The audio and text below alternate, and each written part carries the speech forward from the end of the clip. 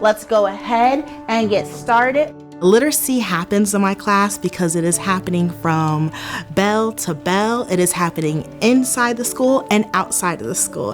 It is happening with myself. It is happening with our families. I bring all of these elements together to be able to have a true immersive experience for our students so that they can see that literacy is not something that just happens in one place, but it happens everywhere. Gems, we will be using Nikki Grimes' One Last Word as our anchor text. Ms. Muhammad, share out one word that you identified that's relevant to this topic. Renaissance, and it means to be born again. Students collaborate frequently within our school because it is a core value of our school. And you'll see that reference throughout the lesson as well. Collaboration is something that is student-driven.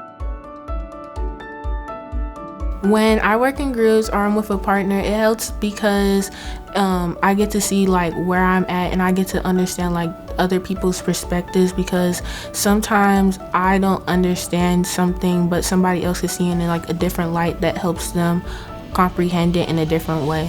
Each has his hour to dwell in the sun. Very good. I want you to point to one word that is unfamiliar to you and that you do not know in the text. Amari, what word do you have? Omnipotent. Okay. So it says, no night is omnipotent. There must be day. So does that mean night is always present? Night is always here? No. So when we look at literacy, we have to understand that literacy should be using complex text to be able to challenge students. All we did was we looked at exactly one word that we did not understand. We unpacked the meaning of that word to be able to understand the line. That line helps us understand the bigger idea here, that one must have hope. Okay, very good. What I do is I make sure that the environment is positive and affirming to be able to encourage them to keep on going with stamina. But I also do recognize that there might be a time where a student feels shut down and frustrated, and we work on, because this is part of literacy as well, speaking and listening, we work on those self-advocacy skills for students to be able to report and interact with me like, Miss Ballard, I'm stuck. Miss Ballard, I need a break. Miss Ballard, I am overwhelmed because I don't understand anything in the text. There's a game that we tend to play when we were like little Gems called telephone. I'm gonna tell your sister a message and we're gonna see if we can hold on to the language, because I'm gonna make a very purposeful statement as it goes from gem to gem to gem to gem.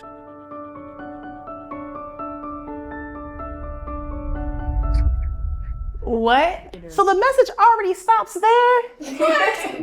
You have to pay really close attention when you're interacting with a text, right, Gems? There's a reason why authors will use a phrase, a word over others. If we have a student that struggles with something or doesn't understand something, we don't lower the expectations.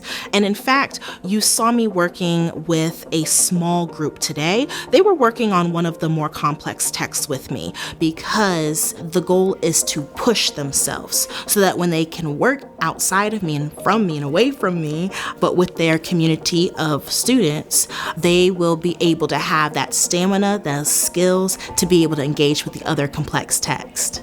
I love the way that I see some of my sisters collaborating.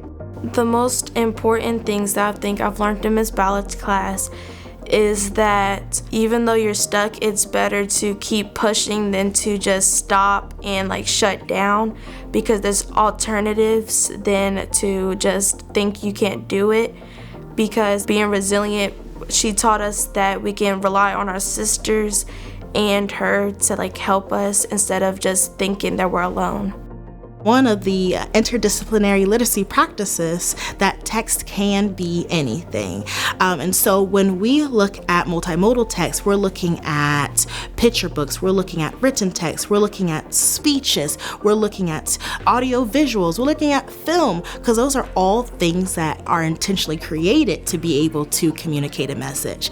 And I use multimodal text to be able to help support learners build their background on a concept, to be able to support my differently abled students. Let's rephrase the second definition. Does it make sense to say that someone has control over themselves? or that we're talking about business? That's pretty cool. When you look at the ILPs altogether, it's a good framework for just this environment where you're seeing the student as more than just a series of data points, but you're really seeing them as a learner with a literacy identity. And then when you also see those students grow in that space and they can see that for themselves as well, that moment is magic. To be able to see that light bulb go off for a student where they're just like, oh, I get it now. So that's the thing that keeps me coming back to this work that I do. It says slay because what did we just do?